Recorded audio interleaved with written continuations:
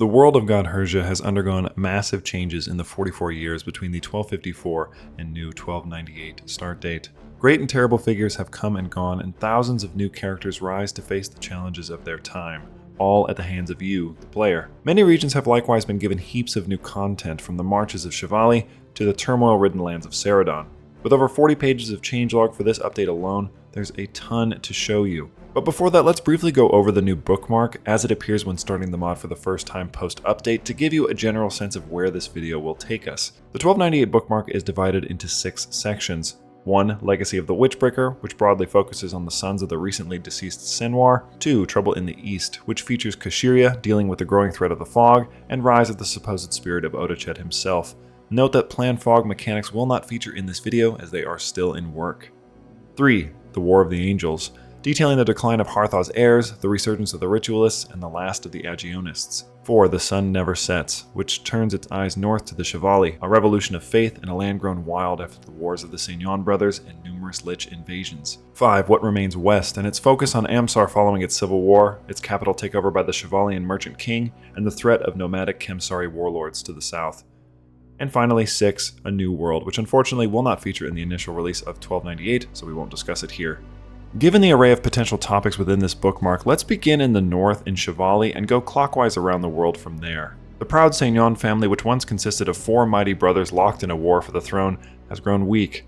The aging Black Bastard was slain in a duel by King Terran, the Black Knight Spencer of Ruhar, easily the largest power left in the region. King Benoit the Kind likewise fell in a duel with the Lich King Vesker, whom he managed to slay before succumbing to his wounds, leaving just Ansfrey and Clement, with Ansfrey little more than a duke after the rise of his former ally Terran. Though Clement is friends with the largest power in the region, can he truly suffer the Black Knight to hold the lands that rightfully belong to his family?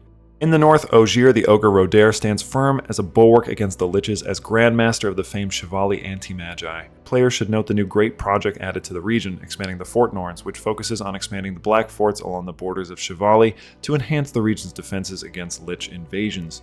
There, as well as in other starts, players can find decisions to either codify the freedom or enforce the exclusivity of the life paths under the conclave of Raucor. In the old Adversarian heartland, the days of a disparate but united Emperic people are over, as the great conqueror Senwar passed in his sleep at the old age of 78 in 1297.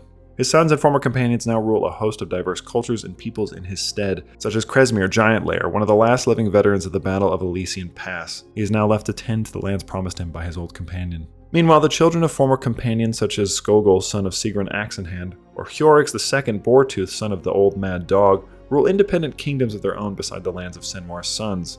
Senwar's eldest, Král Radyaville, controls a race of Polye, where a monument to his father's deeds was built with the torn-down echoes of a dead empire, while his brothers, both Králls themselves, rule the kingdoms flanking him. Each brother, and indeed various rulers of the former Emperic, have the decision to form new Prohan or Pathos rights, as well as a few offshoot rights depending on the area.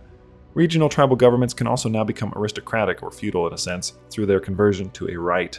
Now, I'm sure players are undoubtedly curious as to what became of monumental enemies of the Emperic like Aeshraes, Scorus Skulltaker, or the Black Sun Nicodeneus himself.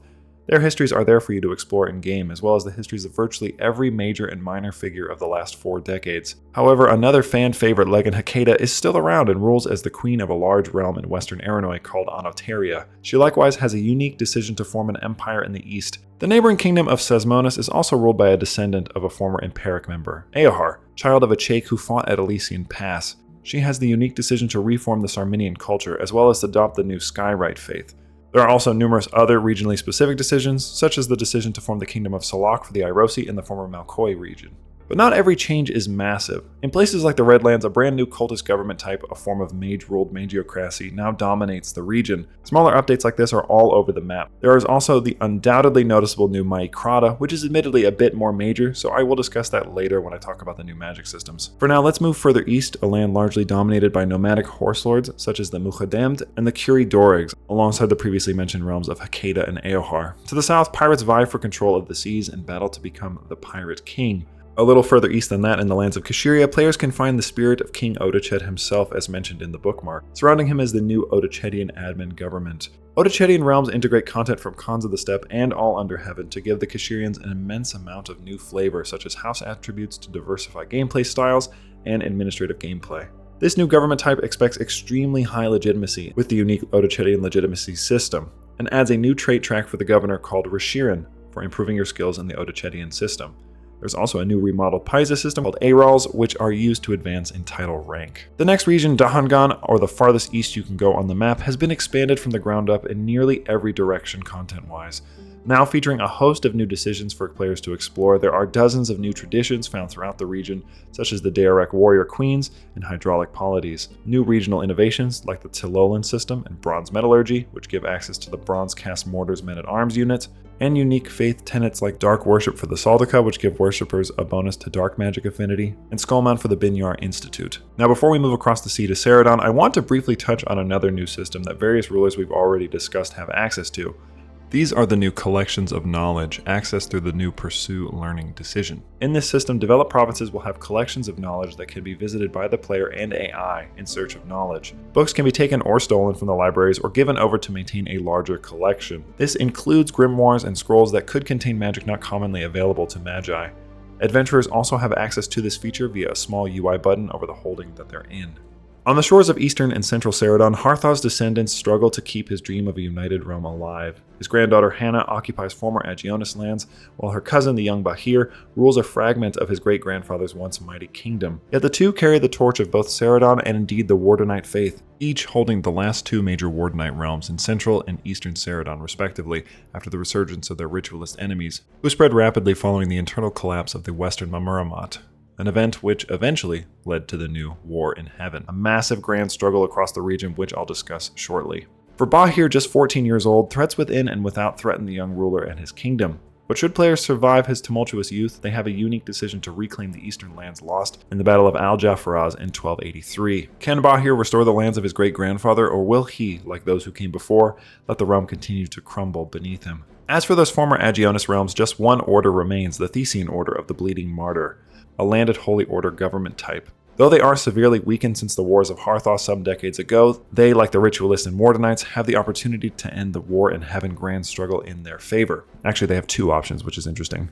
Spanning central, eastern, and far eastern Seridon, the War in Heaven grand struggle is essentially multiple struggles interacting and overlapping with each other, with each being able to be ended or restarted across regions with paths for Wardenites, Ritualists, and Agionis to end the War in Heaven as a whole. Players looking for a long campaign will certainly find plenty to dive into in this region, with multiple unique decisions and goals across the realms for Ritualists, Agionis, and Wardenites alike. But for those of you not interested in grand struggles over land and faith, players who would maybe rather simulate the life of a nomadic desert wanderer, then the Great Seridon Desert expansion is for you. Featuring a new desert situation inspired by the Great Steppe, covering the Great Desert, Kemsar, and the Boneyard, these areas feature unique seasons, updated cultures, and dynamic oasis system that appear similarly to natural disasters and can be exploited by desert nomads. There is also a new dream incubation activity, which can only be performed in specific seasons, and was integrated from the wonderful Rice mod with permission from Cybercon. Numerous new special buildings were also added to add flavor to the region, as well as unique men-at-arms and cultural traditions for various groups like the Kemsar, who have access to the new Scarab Riders cultural tradition, which allows them to recruit both Scarab Riders and Scarab Chariots. Pretty cool. With Seridon out of the way,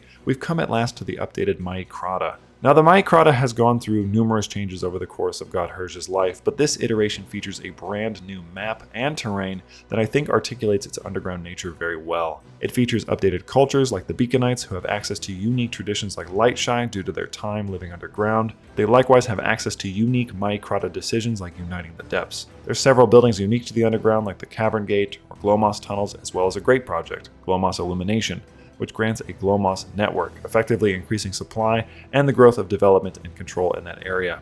Various holdings within the underground also have lore detailing their history and significance, illustrated via purple text to give players a better sense of the area. Overall, just a massive facelift to an area players have often wondered about, but now don't have to anymore.